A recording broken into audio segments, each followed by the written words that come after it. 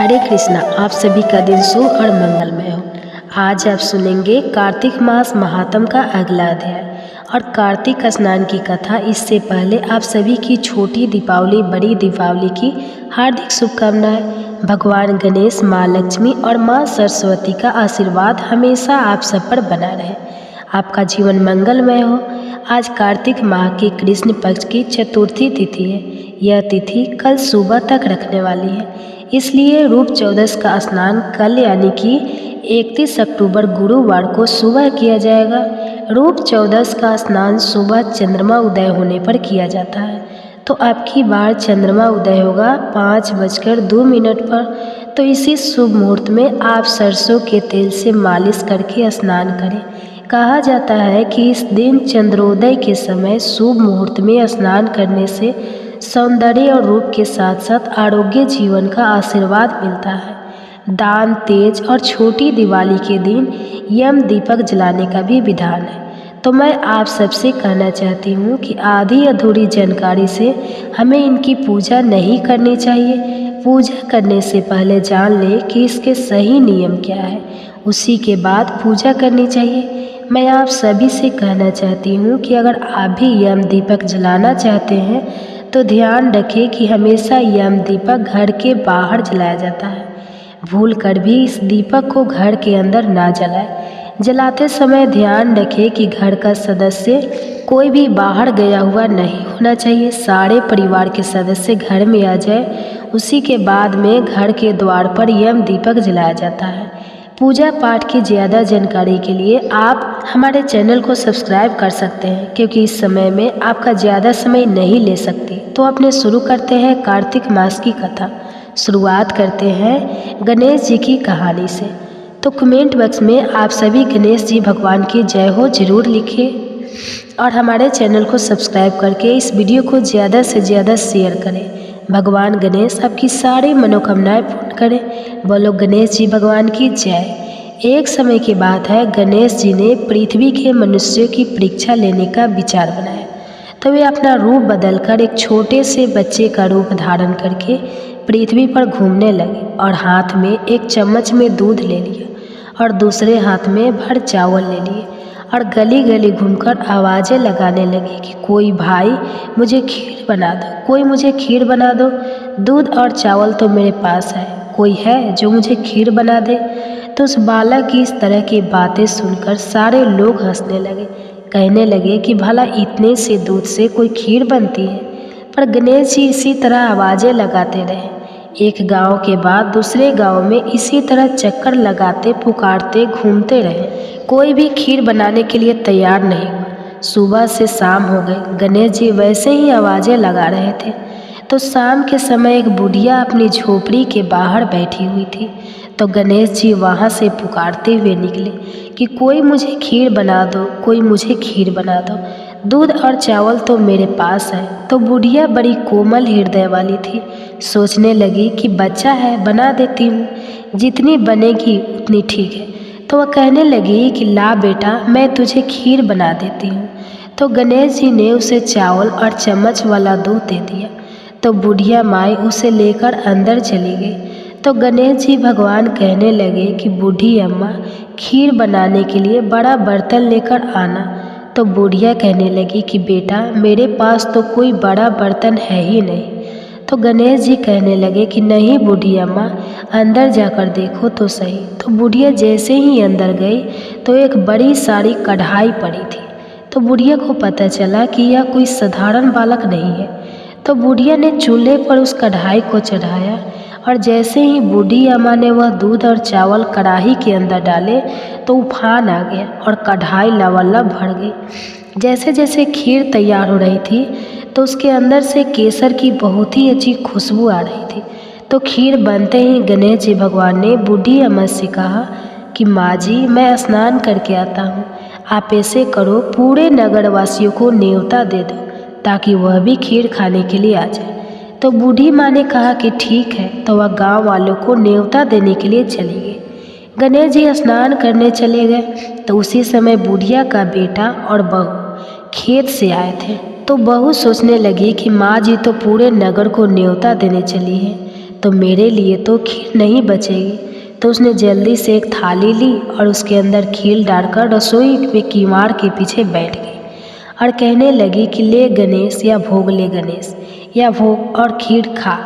उस थाली को चक्की के नीचे छुपा दिया। बुढ़िया न्योता देकर आई तो गांव वाले सोचने लगे कि कल तक तो बुढ़िया के पास कुछ नहीं था और आज इतना धन हो गया है कि यह हमें खीर खिलाएगी।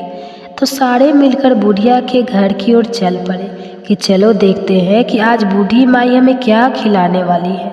तो जैसे ही उसकी झोपड़ी के पास गए तो खीर की बहुत ही अच्छी खुशबू आ रही थी।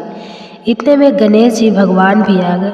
तब बुढ़िया माई कहने लगी कि गणेश भोग लगा ले, गांव वाले आ गए हैं, उन्हें खीर परोसनी है। तो गणेश जी कहने लगे कि बूढ़ी माई मैंने तो भोग लगा लिया।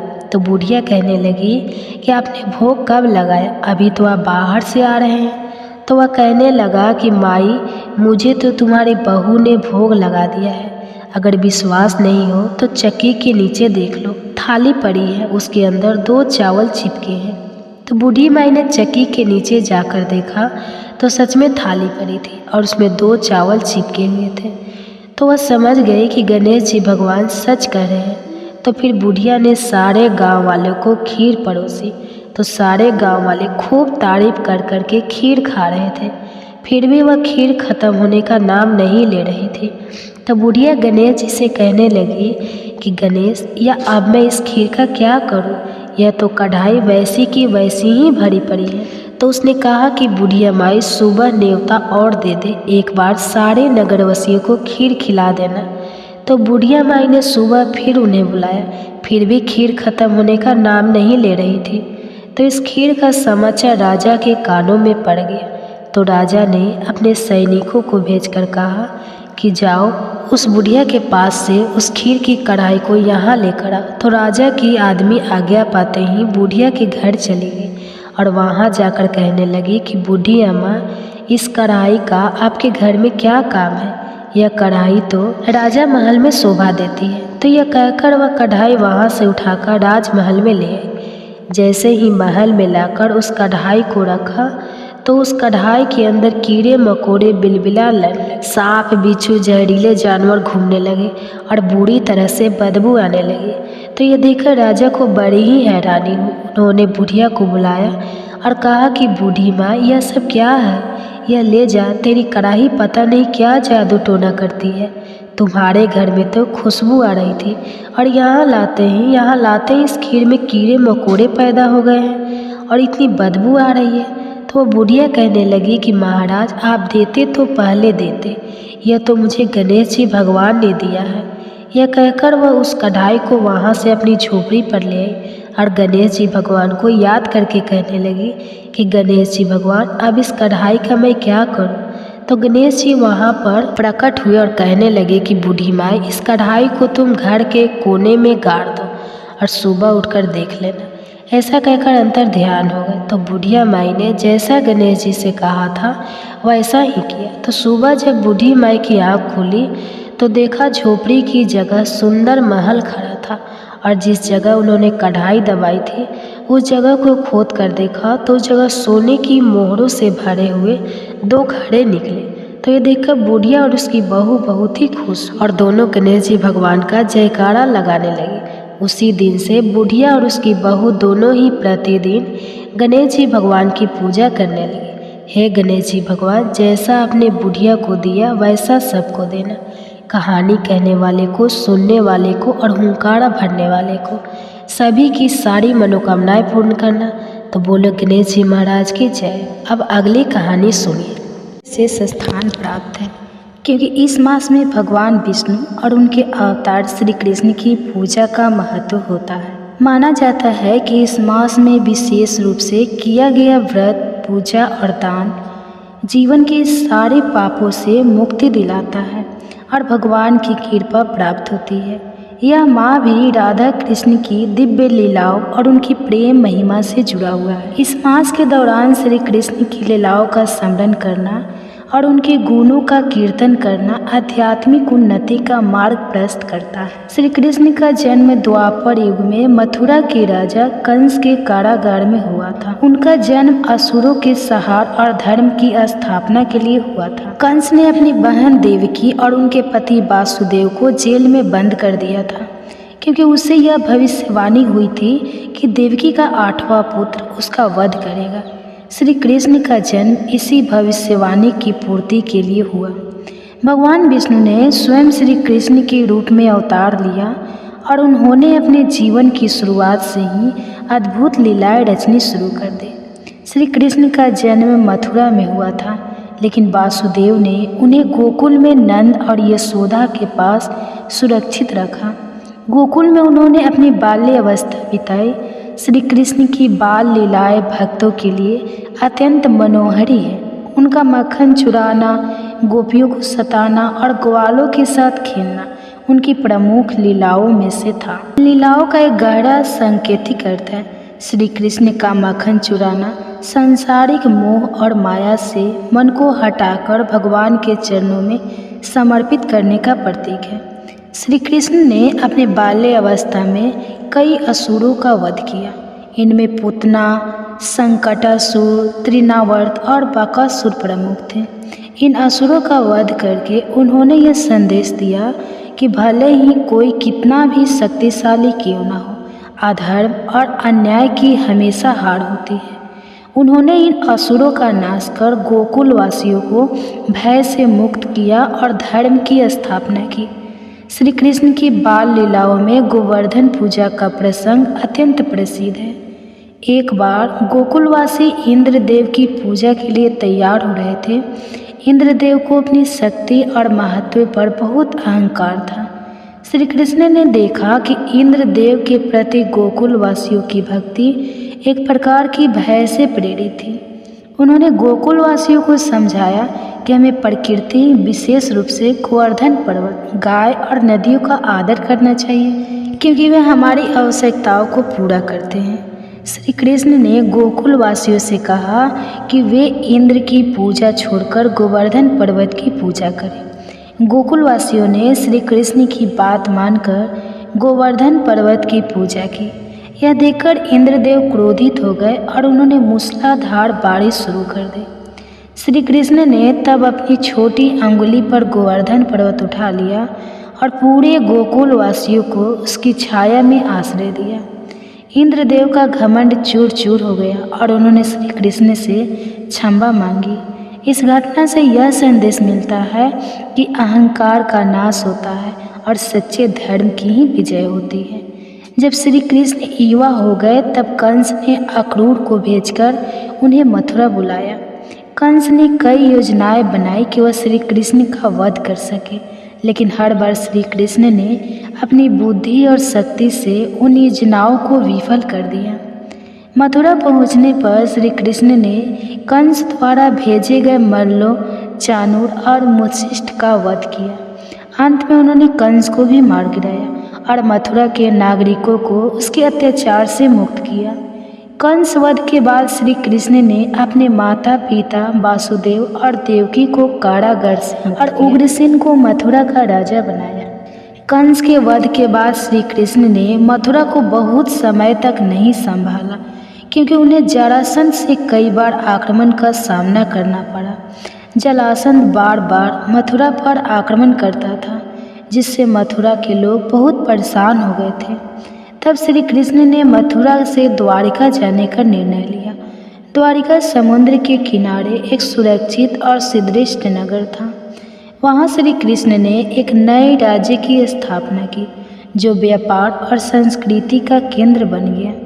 श्री कृष्ण की विवाह कथा भी बहुत रोचक है। रुक्मिणी विदर्भ देश के राजा भीष्म की पुत्री थी और वे श्री कृष्ण से गहरे प्रेम करती थी, लेकिन उनके भाई रुक्मी चाहते थे कि उनका विवाह शिशुपाल से हो। रुक्मिणी ने श्री कृष्ण को पत्र भेजा और उनसे मदद मांगी। श्री कृष्ण ने रुक्मिणी का हरण किया और उन्हें अपनी पत्नी बनाया। यह विवाह सत्य और प्रेम की विजय का प्रतीक है। महाभारत में श्री कृष्ण की भूमिका अत्यंत महत्वपूर्ण है। उन्होंने पांडवों की मदद की और धर्म की स्थापना के लिए कई लीलाएं रची। महाभारत युद्ध में अर्जुन के सारथी के रूप में श्री कृष्ण ने गीता का उपदेश दिया। गीता का संदेश समस्त मानव जाति के लिए अद्वितीय मार्गदर्शक है। इसमें कर्म, भक्ति और ज्ञान की महिमा का वर्णन किया गया है। श्री कृष्ण ने अर्जुन को यह सिखाया कि सच्चा योद्धा वही है जो अपने कर्तव्य का पालन निष्काम भाव से करता है और फल की चिंता नहीं करता। श्री कृष्ण की लीलाओं से हमें कई बात सीखने को मिलते हैं। उन्होंने अपने जीवन में धर्म, भक्ति, प्रेम, त्याग और नीति का महत्व सिखाया। गोवर्धन पूजा में उन्होंने यह दिखाया कि प्रकृति की पूजा करना और उसकी रक्षा करना हमारा कर्तव्य है। महाभारत में उन्होंने यह सिखाया कि धर्म का पालन किसी भी परिस्थिति में नहीं छोड़ना चाहिए। उनके जीवन का हर प्रसंग हमें जीवन में आने वाली चुनौतियों से लड़ने का साहस और सही दिशा में चलने की प्रेरणा देता है। श्री कृष्ण की लीलाओं का एक और महत्वपूर्ण पहलू यह है कि उन्होंने यह संदेश दिया कि भगवान के प्रति अनन्य भक्ति से हर प्रकार की बाधा को पार किया जा सकता है। गोपियों की भक्ति और उनके प्रति श्री कृष्ण का प्रेम इस बात का प्रमाण है कि भक्ति का मार्ग सबसे सरल और प्रभावी है। भगवान को प्राप्त करने के लिए गोपियों की तरह हमें भी अपने मन को भगवान के प्रति अर्पित कर देना चाहिए, तभी हमें सच्ची शांति और आनंद की प्राप्ति होगी। कार्तिक मास की यह कथा श्री कृष्ण की अनंत लीलाओं और उनके जीवन के महत्वपूर्ण प्रसंगों का वर्णन करते हैं। श्री कृष्ण ने अपने जीवन के प्रत्येक क्षण में धर्म और न्याय की स्थापना की और अपने भक्तों को प्रति अपार प्रेम और करुणा दिखाई। उनके जीवन का हर प्रसंग हमें प्रेरणा देता है कि हम अपने जीवन में सत्य, धर्म और भक्ति के मार्ग पर चलें। कार्तिक मास हिंदू धर्म में विशेष महत्व रखता है। विशेष रूप से शास्त्रीय और पुरानी ग्रंथों में इसका उल्लेख व्यापक रूप से मिलता है। कार्तिक मास को धर्म, पुण्य, तपस्या और व्रत का मास माना जाता है और इसे सबसे पवित्र महीनों में से एक माना जाता है। इस मास में भगवान विष्णु और भगवान शिव की विशेष पूजा की जाती है। साथ ही दीपदान, तुलसी पूजा, व्रत और गंगा स्नान का विशेष महत्व है। कार्तिक मास की कथा में कई प्रेरणादायक घटनाएं हैं जो भक्तों को जीवन में धर्म और नैतिकता के मार्ग पर चलने की प्रेरणा देती है। पद्म पुराण और संकट पुराण में कार्तिक मास की महिमा का वर्णन अनेक रूप में मिलता है। इस महीने में भगवान विष्णु, जिन्हें चतुर्मास में निद्रा में माना जाता है, जागृत होते हैं। इस महीने को सभी व्रतों, तपस्याओं और धार्मिक अनुष्ठानों में सर्वश्रेष्ठ माना गया है। कहा जाता है कि जो व्यक्ति इस मास में श्रद्धा और भक्ति के साथ भगवान विष्णु और शिव की आराधना करता है, उसे मुक्ति की प्राप्ति होती है। इस मास में किए गए दान, स्नान और व्रत का महत्व अनेक गुना बढ़ जाता है। पुराणों में कहा गया है कि कार्तिक मास में गंगा स्नान, दीपदान और तुलसी पूजा से मनुष्य को सभी पापों से मुक्ति मिलती है और वह विष्णु लोक में स्थान पाता है। कार्तिक मास की कथा के 7वें अध्याय में एक महान राजा की कथा है जो धर्म, सत्य और न्याय के लिए प्रसिद्ध थे। इस राजा का नाम महाराज हर्षवर्धन था। वे अपने राज्य में धर्म और न्याय की स्थापना के लिए जाने जाते थे। उनकी प्रजा उनसे अत्यधिक प्रेम करती थी और वे स्वयं भी अपनी प्रजा के कल्याण के लिए समर्पित रहते थे। महाराज हर्षवर्धन के जीवन का एक समय ऐसा भी आया जब उनके राज्य में दुर्भिक्ष पड़ गया। प्रजा बहुत कष्ट में थी और राजा स्वयं इस संकट में अत्यंत दुखी थे। उन्होंने अनेक उपाय किए, लेकिन राज्य की हालत में कोई सुधार नहीं हुआ। राजा को समझ नहीं आया कि संकट का कारण क्या है। तब उन्होंने अपने गुरु से परामर्श लिया।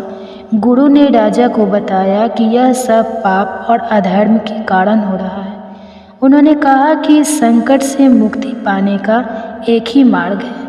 कार्तिक मास में श्रद्धा और भक्ति के साथ भगवान विष्णु की आराधना करें और पूरे मास व्रत रखें। गुरु ने उन्हें कार्तिक मास में दीपदान, गंगा स्नान और तुलसी पूजा का महत्व बताया। राजा ने गुरु की आज्ञा का पालन किया और कार्तिक मास के पूरे महीने भगवान विष्णु की आराधना की। उन्होंने व्रत रखा, गंगा स्नान किया और अपने राज्य में अनेक स्थानों पर दीपदान का आयोजन किया। राजा की इस भक्ति और श्रद्धा से भगवान विष्णु प्रसन्न हुए और उनकी राज्य से दुर्भिक्ष समाप्त हो गया। प्रजा में फिर से सुख समृद्धि लौट आई और राजा हर्षवर्धन का राज्य फिर से खुशहाल हो गया। इस कथा के माध्यम से यह संदेश मिलता है कि धर्म, श्रद्धा और भक्ति के साथ किए गए अनुष्ठान और व्रत का फल अवश्य मिलता है। कार्तिक मास में किए गए व्रत और अनुष्ठान व्यक्ति को न केवल व्यक्तिगत कष्टों से मुक्ति दिलाते हैं, बल्कि समाज और राष्ट्र के कल्याण में भी सहायक होते हैं। वेद पुराणों में इस मास के दौरान किए जाने वाले धार्मिक कार्यों का विशेष महत्व है। जैसे गंगा स्नान करने से व्यक्ति के सभी पाप धुल जाते हैं और वह मोक्ष की ओर अग्रसर होता है। यह कार्तिक मास में किए जाने वाले प्रमुख कार्यों में से एक है। कार्तिक मास की पूर्णिमा को दीपदान का विशेष महत्व है। इस दिन घर के हर कोने में दीप जलाना और विशेष रूप से तुलसी के पौधे के पास दीपदान करने से घर में सुख समृद्धि आती है। तुलसी पूजा, इस महीने में तुलसी के पौधे की विशेष पूजा की जाती है। तुलसी विवाह का आयोजन भी इसी मास में किया जाता है। तुलसी को विष्णु प्रिय कहा जाता है और उनकी पूजा करने से भगवान विष्णु प्रसन्न होते हैं। कार्तिक मास में व्रत रखने का विशेष महत्व है। इस महीने में एकादशी, पूर्णिमा और अन्य तिथियों पर व्रत रखकर व्यक्ति पुण्य का अर्जन कर सकता है। कार्तिक मास की अन्य कथाओं में भगवान शिव और दानवों के बीच हुए युद्ध की कथा भी प्रमुख है। इस कथा में शिव जी ने कार्तिकेय को असुरों से लड़ने के लिए भेजा और कार्तिकेय ने विजय प्राप्त की। इसी कारण उन्हें सुब्रह्मण्य और शंकर भी कहा जाता है। एक अन्य कथा के अनुसार जब भगवान विष्णु ने राजा बलि से वरदान स्वरूप 3 पग भूमि मांगी तो भगवान ने वामन अवतार लिया और 3 पगों में समस्त पृथ्वी को नाप लिया। यह घटना भी कार्तिक मास में हुई मानी जाती है, जिसे दीपावली के बाद आने वाली प्रबोधिनी एकादशी के रूप में मनाया जाता है। इसी दिन भगवान विष्णु योग निद्रा से जागते हैं। कार्तिक मास का धार्मिक, सांस्कृतिक और आध्यात्मिक महत्व असीमित है। इस मास में किए गए पुण्य कार्यों का फल जन्म जन्मांतर तक मिलता है। यह मास हमें धर्म, सत्य और परोपकार की शिक्षा देता है। इसके माध्यम से हम यह समझते हैं कि ईश्वर के प्रति अडिग श्रद्धा और भक्ति से कोई भी संकट टाला जा सकता है। कार्तिक मास की कथा न केवल राजा हर्षवर्धन की भक्ति और धर्म की भावना को प्रस्तुत करती है, बल्कि यह भी बताती है कि कैसे ईश्वर की कृपा से जीवन की कठिनाइयों का समाधान हो सकता है। तो आज के अध्याय में इतना ही।